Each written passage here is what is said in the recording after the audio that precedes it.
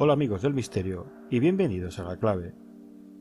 Hoy pondremos sobre la mesa un misterio que nos hará viajar hasta el condado de Suffolk, en el estado norteamericano de Nueva York, y nos obligará a coger nuevamente nuestra máquina del tiempo para posicionarnos en varias épocas de la historia. El misterio del que hablaremos ronda en torno a una antigua casa colonial holandesa, la cual está en una pequeña comunidad que siempre ha sido rica en personajes históricos, como Mike James, Will Rogers, Annie Ockel o el mismísimo George Washington. Pero si esta comunidad de casi 10.000 habitantes se hizo realmente conocida, fue por los horribles acontecimientos que se dieron en el 112 de Ocean Avenue, en Amityville, en el año 1974. Amityville empezó a ser colonizada en el año 1600, pero no fue hasta 1894 que se convirtió oficialmente en una villa del condado de Suffolk.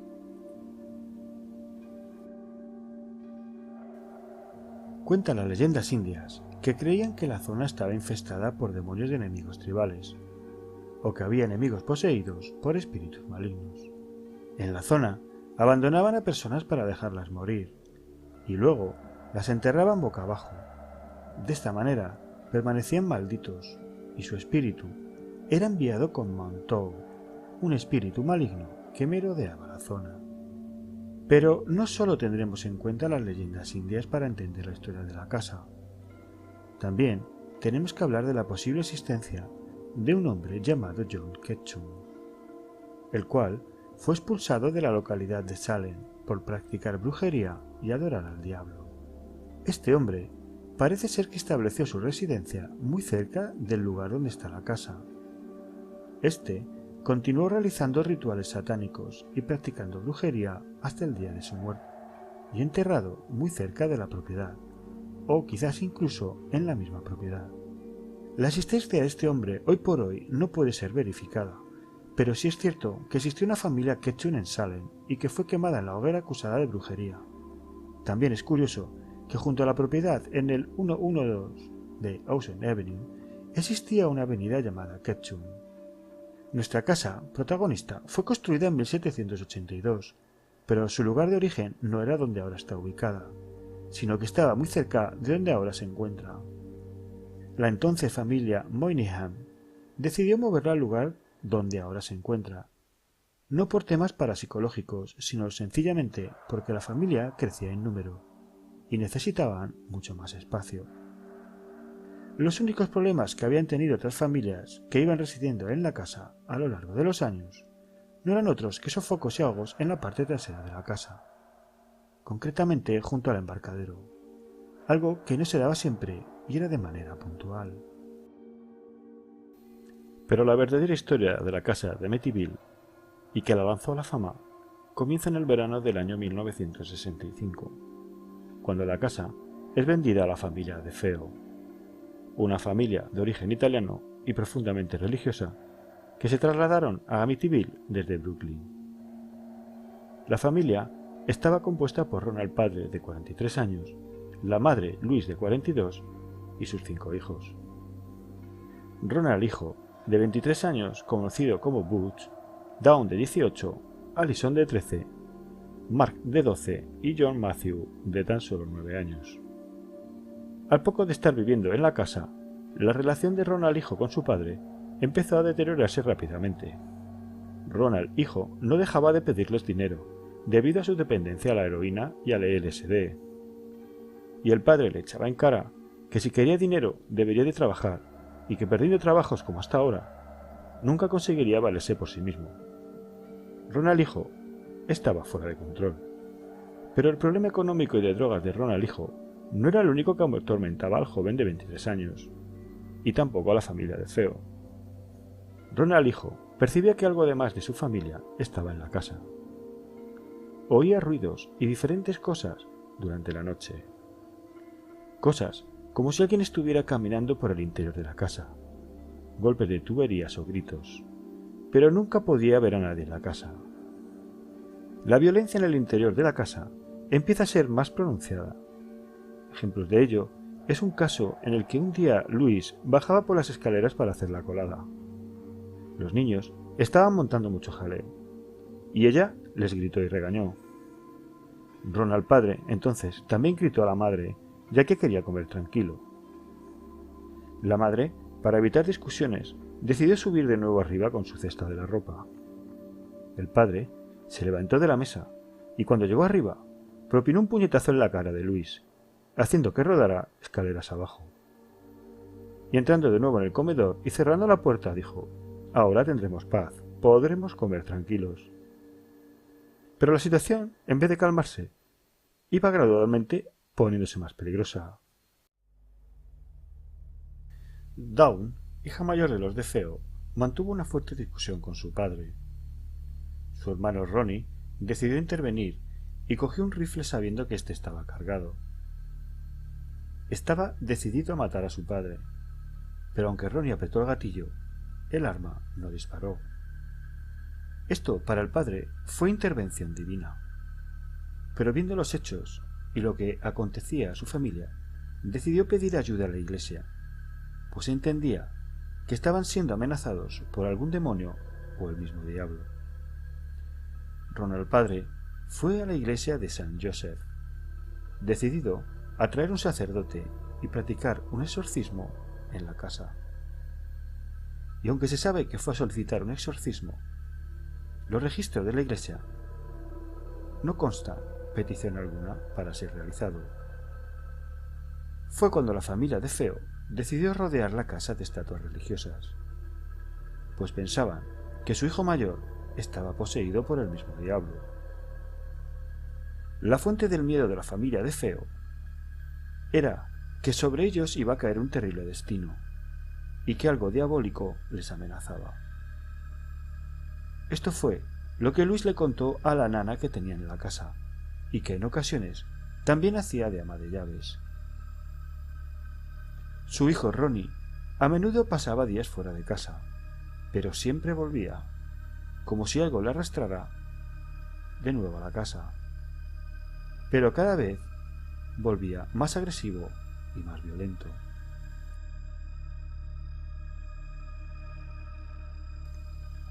Fue en noviembre de 1974 cuando se alcanzó en la casa un punto crítico. Días antes de los asesinatos, Ronald padre e hijo tuvieron una fuerte discusión, y fue cuando el padre acusó a su hijo de ser un diablo y que estaba atormentando a la familia. El día 13 de noviembre de 1974, mientras la familia dormía, Ronald hijo estaba sentado viendo una película de guerra en la televisión. Según él, mientras escuchaba la película, empezó a oír susurros de parte de miembros de su familia. Pensaba que estaban planeando matarle. Cuando terminó la película, dijo que una persona con manos negras apareció y le dio un rifle. Entonces fue cuando uno a uno empezó a disparar a los miembros de su familia. Eran alrededor de las 3:15 de la noche. Primeramente mató a su padre y luego a su madre. Según él, algo en su interior le estaba manejando y dirigiendo, le estaba utilizando. Seguidamente fue al dormitorio de los dos hermanos pequeños, Mark y John, y allí los asesinó. Más tarde mató a su hermana pequeña Allison y por último mató a su hermana mayor Dawn. Todos estaban en la misma posición, todos boca abajo. Los padres recibieron 2 disparos, mientras que los niños solo uno.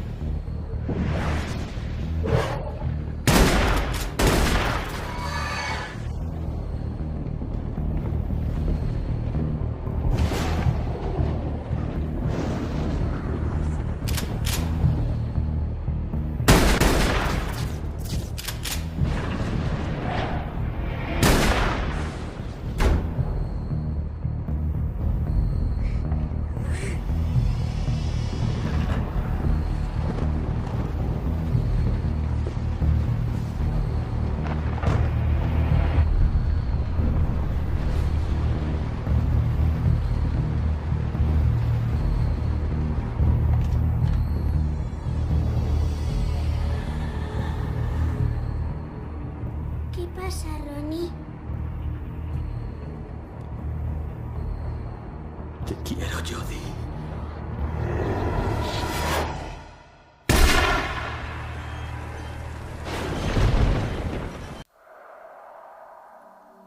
Alrededor de las 6:30 de la tarde del 13 de noviembre, Ronnie, de 23 años de edad, irrumpió en Henry's Bar, en Amityville. Declaró: «Tienen que ayudarme. Creo que le dispararon a mi padre y a mi madre».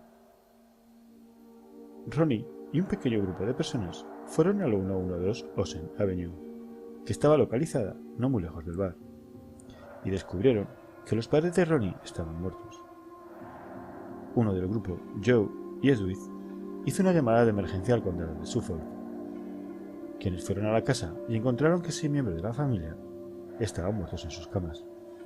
Ronnie alegó que los asesinatos pudieran estar relacionados con la mafia y fue metido en un programa de protección de testigos.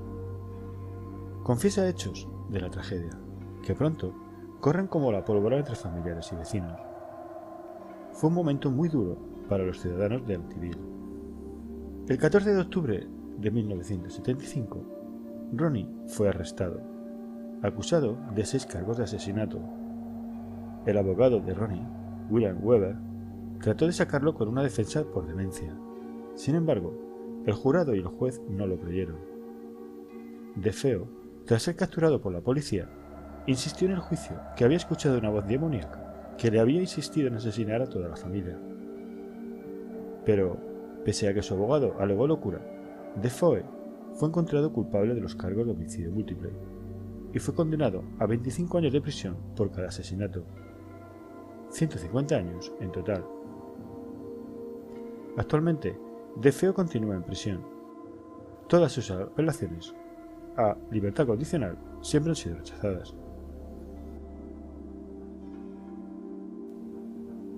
Pero aunque Ronnie ya fue detenido, existen una serie de hechos que no están del todo bien atados. Aunque en el vídeo se ve que había víctimas que se despertaron o estaban levantadas, eso no fue así. Realmente es solo una simple recreación. La verdad es que las 6 víctimas fueron encontradas boca abajo en sus camas, sin signos de lucha o sedantes. Los vecinos informaron no escuchar ningún disparo. La investigación de la policía concluyó que las víctimas estaban durmiendo al momento de los asesinatos y que el rifle no había sido equipado con un silenciador. Los oficiales de policía y el médico forense que asistieron a la escena estaban confundidos por la rapidez y la magnitud de las matanzas y consideraron la posibilidad de que más personas habían sido responsables del crimen. El 30 de noviembre del 2000, Ronald DeFeo conoció a Rick Osuna, el autor de The Night DeFeos Died, que fue publicado en el año 2002. De acuerdo a Osuna, DeFeo dijo que él cometió los asesinatos con su hermana Dawn y 2 amigos no identificados por desesperación.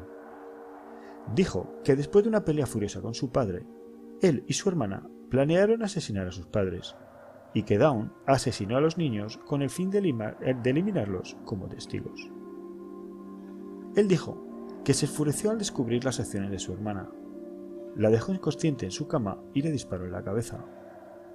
Se ha informado que durante la investigación original policíaca, rastros de pólvora se encontraron en el camisón de Dawn, indicando que quizás pudo haber cargado un arma de fuego. Esta línea de investigación no fue seguida tras la confesión de Ronald Jr. Los intentos en contactar a los 2 presuntos cómplices fracasaron, ya que uno murió en enero del 2001 y el otro se dice que entró en un programa de protección de testigos. Ronald DeFeo Jr. tuvo una relación tormentosa con su padre, pero el por qué asesinó a la familia entera sigue siendo poco claro. La familia, en el juicio, sugiere que el motivo de los asesinatos era para obtener el seguro de vida de sus padres.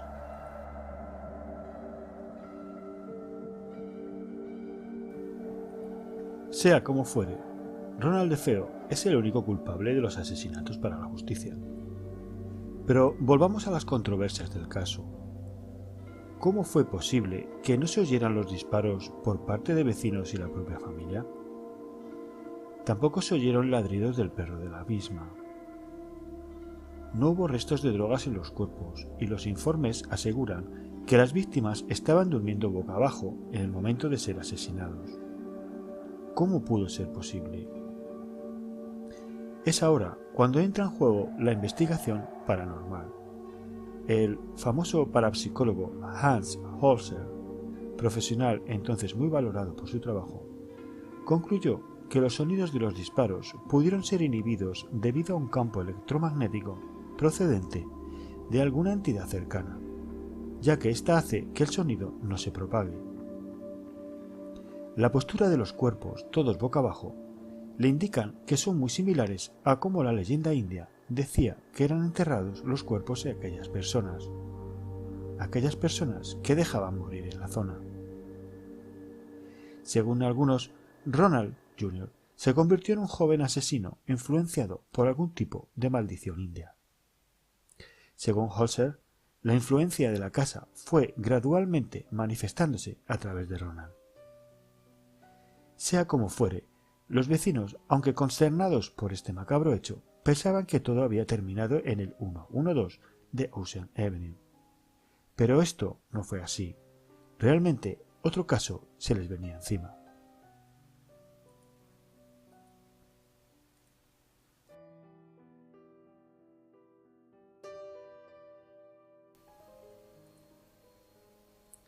Todo empezó de nuevo en el verano de 1975.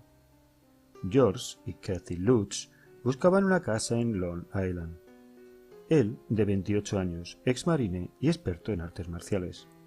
Y ella, de 30 años y con 3 hijos, de una relación anterior. Daniel, de 10 años, Christopher, de 7 y Melissa, de tan solo 5 años.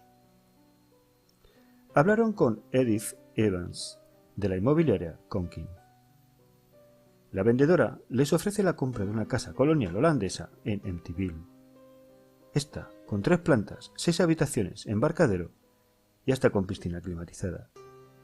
Un sitio ideal para empezar desde cero. Así que tras deliberarlo entre todos y sabiendo lo que allí pasó con los asesinatos de los DeFeo, decidieron quedarse en la casa. El 18 de diciembre de 1978, la familia se traslada a la casa con su perro Harry, y George, sabiendo lo acontecido en la casa de los DeFeo, llevaron a un sacerdote amigo suyo que bendijera la casa. El padre, Ralph Pecoraro. El sacerdote comenzó a esparcir agua bendita por la sala de costura.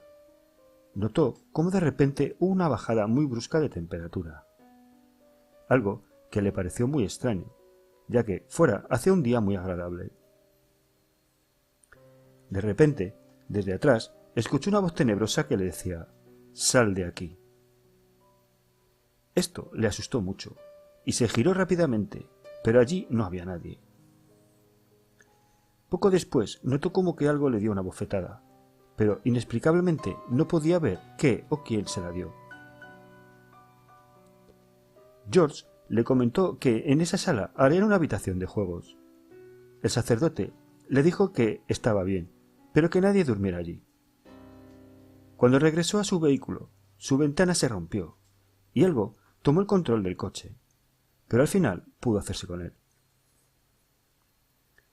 Días después, le empezaron a salir unas ampollas en las palmas de las manos, según el médico, debido posiblemente a la ansiedad. Pero el sacerdote, viendo estos fenómenos psicosomáticos, trató de avisar por teléfono a la familia. Pero un ruido en la línea de teléfono le impedía siempre comunicar con ellos. La familia Lutz estaba incomunicada telefónicamente.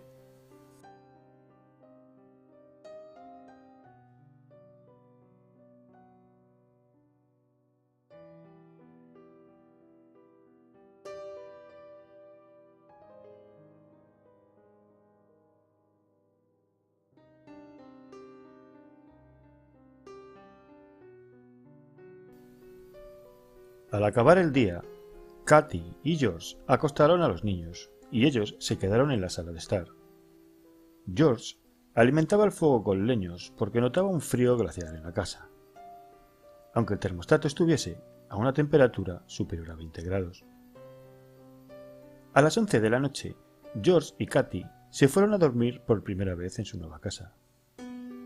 George se despertó con un fuerte golpe en la puerta principal y se levantó de un salto. Abrió la puerta y no vio a nadie, pero escuchó a Harry, su perro, ladrando en el jardín, y entonces se fijó en que en la caseta de los botes se escuchaban gemidos sexuales y estaban las puertas totalmente abiertas. George se extrañó al recordar que las había cerrado, pero pensó que sería una mala jugada por el sueño. George volvió a su cama. Eran las 3:15 de la madrugada. Esa fue la primera noche que George se despertó a esa misma hora. Al día siguiente, George tenía un frío glacial y estaba comprobando todas las puertas y ventanas de la casa para cerrarlas, por si alguna hubiera quedado abierta. Cuando entró en el cuarto de costura, al irrumpir en la habitación, George se quedó perplejo al ver cientos de moscas en la ventana, a pesar de que estuvieran en pleno invierno. George cogió un periódico enroscado y mató todas las moscas que pudo. A las demás las echó por la ventana. Esa misma noche, George se despertó sobresaltado por un fuerte ruido, a pesar de que había revisado todas las puertas y ventanas. La del cuarto de costura estaba abierta y la puerta se abría y cerraba continuamente, haciendo un estrepitoso ruido.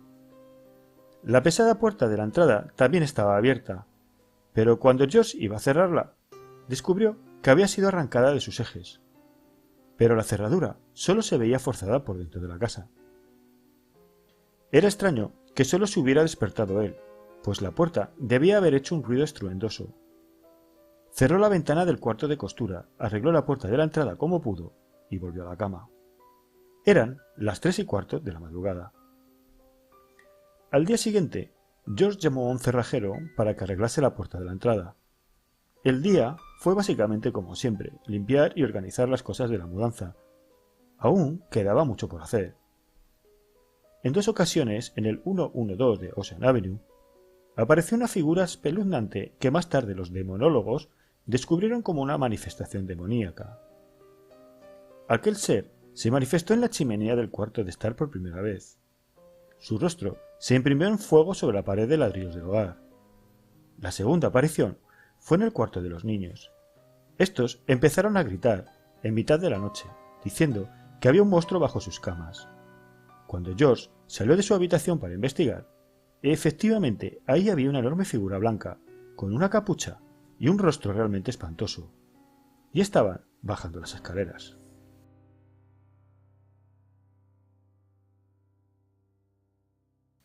En Navidades, según Kathy Lutz, fue cuando empezaron a notar cosas extrañas, cosas no tan cotidianas. La casa empezó gradualmente a tener algo siniestro. Los sonidos de la casa empezaron a ser diferentes. Había como sonidos de espadas que chirriaban. Podía notar el miedo en las caras de sus hijos. Kathy se encontraba a menudo un tío vivo de juguete en diferentes puntos de la casa, y de manera aleatoria. Pero todo eso no podían contarlo al resto de familias y vecinos. Era duro llevarlos solos. Hay varios hechos importantes que destacaron en los acontecimientos ocurridos a la familia Lutz. Alguno como la extraña conducta de la pequeña Missy. En una ocasión, Kathy fue al piso de arriba, mientras George estaba echando más leña al fuego, ya que no conseguía quitarse el frío de encima. Kathy pasó a ver a sus hijos, cuando de pronto vio salir a su pequeña hija Missy del cuarto de costura. La conducta de Missy hizo que Kathy se parase a observar a la niña, la cual no la había visto. Missy se dirigió a su habitación. La niña estaba canturreando. Cuando llegó, se sentó en su cama y la niña, mirando por la ventana, dijo: ¿No es hermosa la nieve, Jody? Kathy le preguntó a su hija que con quién hablaba, y ella le respondió que con Jody, y que era un cerdito amigo suyo, que solo ella podía ver. Kathy mandó a la niña a dormir, y ella también se fue a acostar, junto con George y los niños.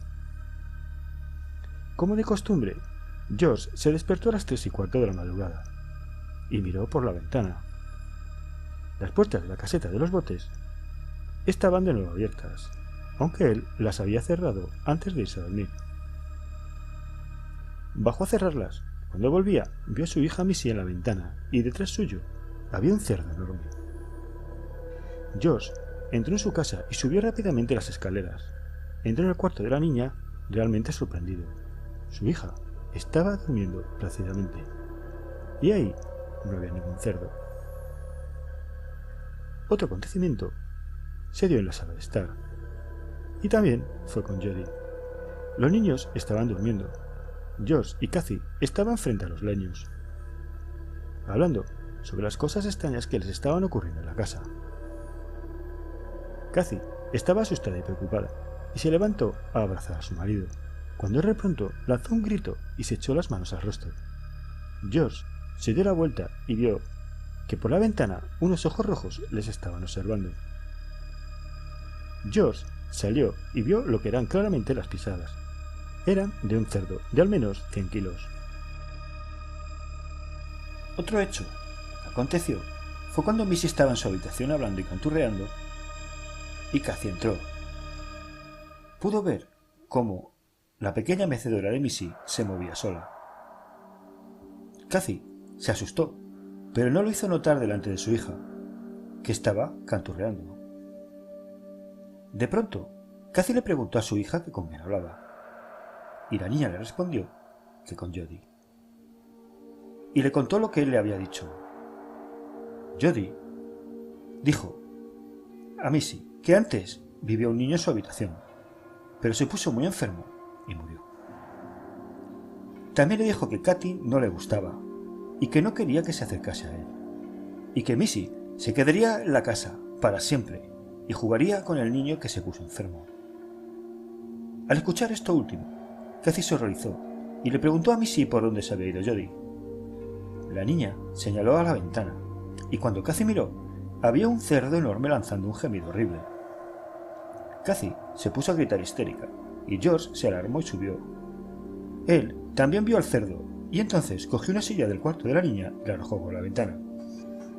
Jody empezó a gritar y se fue corriendo por la nieve.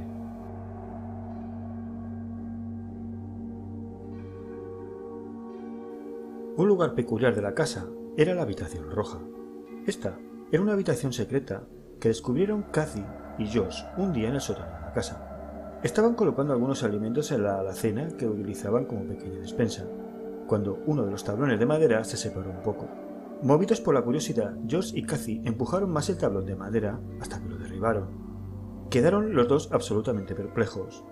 Detrás de aquella alacena había una habitación muy pequeña de aproximadamente 1,20 por 1,50 metros, completamente pintada de rojo, suelo y techos incluidos. Dentro de aquella pequeña habitación se hallaba una especie de pozo mal sellado que desprendía un olor fétido. George consultó los planos de la casa y ni la habitación ni el pozo aparecían en ellos. Posteriormente, George se enteró de que Ronald DeFeo se dedicaba a sacrificar cerdos y otro tipo de animales dentro de la pequeña habitación. Asimismo, en un documental de Discovery reveló, a través del testimonio de uno de los más íntimos amigos de la familia, que la habitación roja fue pintada por los mismos hijos de Ronald DeFeo, para utilizarlo como cuarto de juegos. Estas historias rápidamente llamaron la atención de los periodistas. El Canal 5 de Noticias de Nueva York hizo una entrevista exclusiva con George y Cathy Lutz. El programa de noticias atrajo a los famosos investigadores de fenómenos paranormales Ed y Lorraine Warren. Los Warren investigaron la casa y llevaron a cabo una sesión de espiritismo, la cual fue televisada. Durante su investigación, se tomó la famosa foto El niño fantasma de Amityville. Lorraine Warren declaró que la casa era el lugar más aterrador en el que jamás había entrado, y que la habitación roja del sótano era un portal al infierno. Mientras el pueblo no les creía, Ed y Lorraine Warren, un matrimonio expertos en temas paranormales, fueron llamados para investigar lo que estaba ocurriendo allí, decisión que posteriormente lamentarían. La misma Lorraine aseguró que este caso fue el peor que se enfrentó en su vida. Según dijo ella, el caso en sí afectó sus vidas personales más que cualquier otro caso en el que trabajaron en 54 años de investigación. Habían estado involucrados en peligrosos casos diabólicos. Habían estado involucrados con levitaciones y sangre procedente de los ojos de alguien. Todo tipo de cosas malas. Pero este caso, según ella, le siguió a su propia casa, señaló en una entrevista. Nos atacaron la primera vez que entramos a la casa, y eso es muy inusual, agregó. Durante el tiempo que duró la investigación, la pareja no solo fue agredida físicamente. Ed fue lanzado al piso varias veces mientras rezaba o realizaba provocaciones religiosas, sino que también espiritualmente, ya que aseguraba haber sentido una presencia demoníaca y haber visto los cuerpos de la familia de Theo. Como si esto fuera poco, el equipo de la pareja logró captar la imagen de lo que parece ser un niño fantasma en el segundo piso de la casa, donde se supone que no había nadie más. En una entrevista hecha a Ed Warren, este describió otros hechos muy extraños y aterradores, como levitaciones, poltergeist, sueños aterradores y contactos sobrenaturales, como algunos que a continuación os contaré. Durante su estancia en la casa, Kathy tuvo varios incidentes por los que quedó psicológicamente marcada. Uno de ellos fueron los fenómenos de levitación. Durante 3 noches no consecutivas, George se despertó y vio a su mujer flotando unos 2 palmos por encima de la cama. El primer día, al flotar, su rostro había cambiado y parecía una mujer de 80 años. Las arrugas habían marcado su rostro y su pelo estaba completamente blanco. Al despertar, Kathy fue corriendo al baño y al mirarse en el espejo se desesperó. Ella y su marido estaban horrorizados. Por suerte, las arrugas se fueron yendo y al día siguiente no quedaba rastro alguno del extraño suceso. Su piel volvía a ser tersa y su pelo dorado. El segundo día de levitación, Kathy quedó marcada por una especie de quemaduras que iban desde debajo de su pecho hasta el pubis. Dichas marcas eran de un color extremadamente rojo y al tocarlas ardían. Era como si hubiera fuego. Ni Kathy ni Josh quisieron llamar al médico por la situación extraña que había producido los daños en la joven. También, durante varias noches de su estancia en la casa, Kathy tuvo sueños extraños. Soñaba que toda su familia era asesinada con un rifle por la noche, o que una mujer mantenía relaciones sexuales con un amante, en la misma cama en la que Kathy estaba durmiendo. Más tarde, Kathy descubrió que la mujer con la que soñaba era la difunta Lois DeFeo, y que efectivamente había tenido un amante secreto. Sus sueños se repitieron una y otra vez hasta que abandonaron la casa.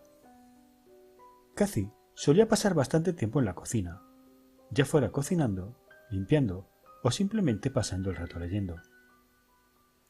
Durante sus largas estancias en la cocina, Kathy habría sentido 2 contactos sobrenaturales distintos. Una vez se encontraba tomando un café cuando empezó a oler un perfume barato y dulzón. Entonces sintió como algo se apoyaba cuidadosamente sobre uno de sus hombros, y luego le cogía suavemente por la cintura. Kathy pensó en un contacto tranquilizador, pero aún así se asustó porque allí no había nadie. Otro de sus contactos también comenzó con aquel olor a perfume barato y dulzón. La situación era parecida. Kathy estaba lavando los platos y sintió como 2 personas distintas le presionaban, pero esta vez no era cuidadosamente, sino bruscas y enérgicas. Kathy dejó de pasar su tiempo libre en la cocina, pues tenía miedo de que esos contactos pudieran hacerle algún daño físico, como le había ocurrido con las quemaduras en la segunda de sus levitaciones. También declaró que las cosas se movían de lugar o simplemente desaparecían. Jimmy era el hermano mayor de Kathy y Carey era su prometida y posteriormente su esposa. El día de la boda de Jimmy, este fue al 112 de Ocean Avenue para visitar a su hermana y a su cuñado George. Jimmy Traía consigo un sobre que portaba $1.500 para su viaje de luna de miel con Carey. Pidió a George que le guardara el sobrecito hasta el día en que se fueran de viaje, y lo dejó encima de la mesa de la cocina. Fueron a sentarse a la sala de estar, y cuando volvieron a la cocina, el sobrecito no estaba. Lo buscaron por todas partes, les preguntaron a los niños, miraron debajo de las alfombras, pero el sobre nunca apareció, tampoco después del viaje de la luna de miel. Tras ella, Jimmy y Carey se quedaron una noche en casa de los Lutz. Ellos durmieron en la cama de Missy y la pequeña en una litera plegable en otra habitación. Mientras todos dormían plácidamente, Carey se despertó con un gran grito. George y Cathy fueron corriendo hacia la habitación donde Carey y Jimmy estaban durmiendo, y ahí encontraron a Jimmy abrazando a su mujer. Estaba realmente aterrorizada. Carey dijo que se había despertado porque un niño que estaba sentado en la silla de enfrente le había estado tocando los pies, y que le dijo que le ayudara porque estaba muy enfermo. Jimmy intentó tranquilizar a su esposa, diciéndole que habría sido una pesadilla, pero George tocó la silla donde supuestamente había estado sentado aquel niño, y aún permanecía caliente. Carey estaba tan segura de lo que había visto que nunca más quiso volver a acercarse al 112 de Ocean Avenue. George estaba bastante desconcertado con todo lo que estaba sucediendo en su casa, y por eso se puso en contacto con un amigo suyo que conocía a Francine, una chica con poderes sobrenaturales, una medium. Francine nació con velo veneciano, y supuestamente, por eso, Francine tenía sus poderes. Cuando Francine entró en la casa, estuvo manteniendo una charla con George, hasta que ella misma sacó el tema espiritual. Le dijo a George que acercase la mano a cierto lugar, y éste así lo hizo. George notaba una corriente de aire frío cerca de la cocina. Francine entró ahí y dijo que había un olor extraño, a perfume barato. Cathy se quedó boquiabierta, pues no había mencionado ninguno de sus contactos en la cocina.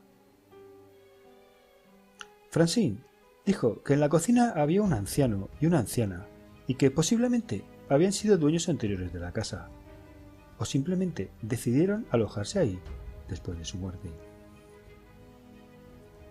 Francine se dirigió al sótano y dijo que seguramente eso hubiera sido un lugar de entierro, porque notaba que había gente enterrada bajo el suelo, y que seguramente alguien hubiera sido asesinado. Después sugirió salir del sótano, no le gustaba nada ese lugar. Subió al primer piso y al acercarse al cuarto de costura y al de Missy no quiso ni entrar. Dijo que ese lugar estaba lleno de energía negativa y que no quería entrar. En el cuarto de jugar de los niños dijo exactamente lo mismo, y notaba las corrientes de aire frío. Después de ese breve recorrido por la casa, Francine quiso irse. En la puerta de entrada le dijo al amigo de George, Eric, que no quería volver a entrar en esa casa nunca. Había malas energías. Un día, Cathy salió a hacer las compras de Navidad. Cuando al volver, entró en el baño y encontró la porcelana de los váteres recubiertas de una especie de limo negro y de olor nauseabundo. Ninguno de los niños había hecho nada en la taza de aquellos váteres, pero Cathy se enfadó e intentó limpiar aquel estropicio que no había manera de quitar con ningún tipo de producto de limpieza. Durante los últimos días de su estancia en la casa, empezó a salir una sustancia gelatinosa de color verde, sin ningún sitio de procedencia. Salía de las paredes, de las cerraduras de las puertas, pero al otro lado de cada puerta no había absolutamente nada. Por mucho que George, Cathy y los niños limpiasen aquella asquerosa sustancia, ésta volvía a salir de nuevo. El último día que vieron esa especie de gelatina fue el último día que estuvieron en la casa. Antes de huir, Las pruebas que realizaron los parapsicólogos después de que los Lutz abandonaran la casa revelaron que aquello era ectoplasma. Según Ed Warren, algunos sucesos que ocurrieron en el 112 de Ocean Avenue eran fenómenos de poltergeist. La mayoría de ellos se encontraban en la actividad de las puertas y ventanas, cuando se abrían solas. Una de las víctimas de estos incidentes fue Chris, que estaba jugando en su habitación con Danny, y de repente se cerró la ventana cuando él tenía los dedos ahí. Empezó a gritar fuertemente de dolor, y George subió corriendo, liberó al niño de la ventana como pudo y lo llevó al hospital. Sorprendentemente, los dedos del niño estaban completamente planos, pero no se había roto ninguno de ellos. Otra víctima del poltergeist fue George, que durante 2 noches consecutivas se despertó a las 3:15 de la madrugada escuchando bombos, trombones y platillos en el piso de abajo. Parecía un desfile militar. Cuando entró a la sala de estar, todos los muebles estaban apartados hacia los lados, como si alguien hubiera hecho sitio para hacer efectivamente un desfile militar.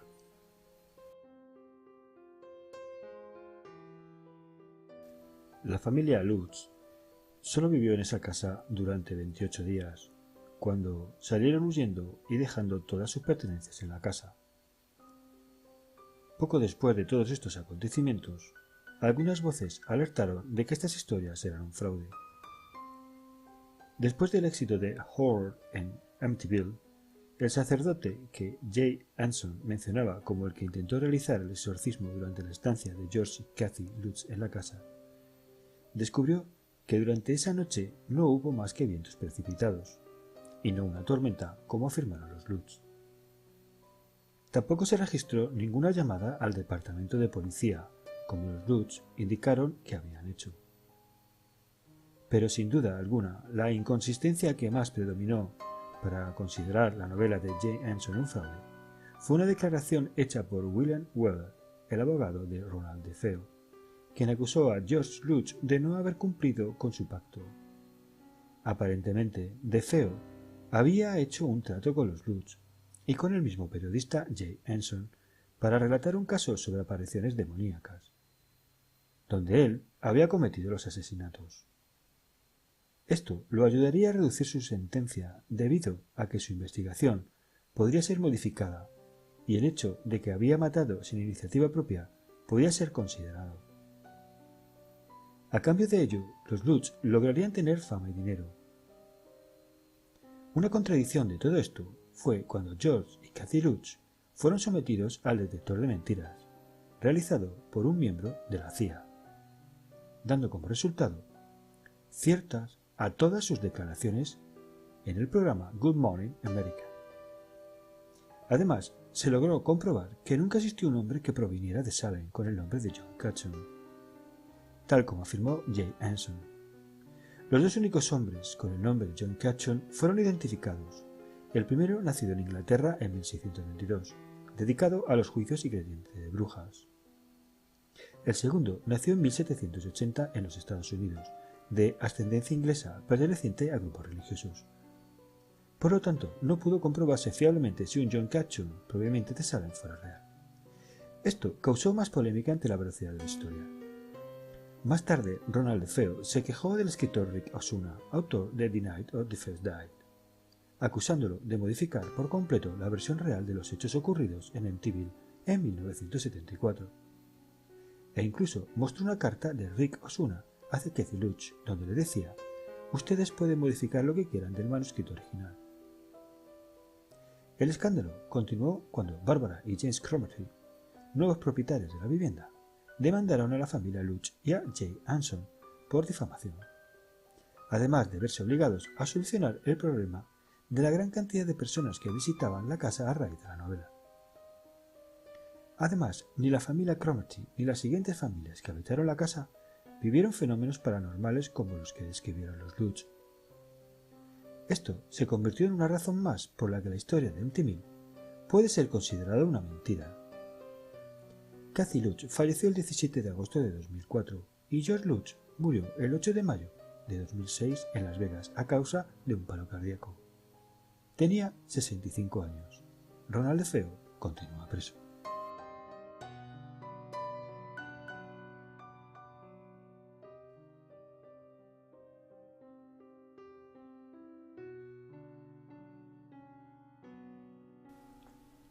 Bueno amigos, pues esto es todo sobre el caso de Amityville. Perdonad por ser tan extenso, pero había mucha información y quería transmitiros todo lo necesario para que os hagáis una idea de la historia.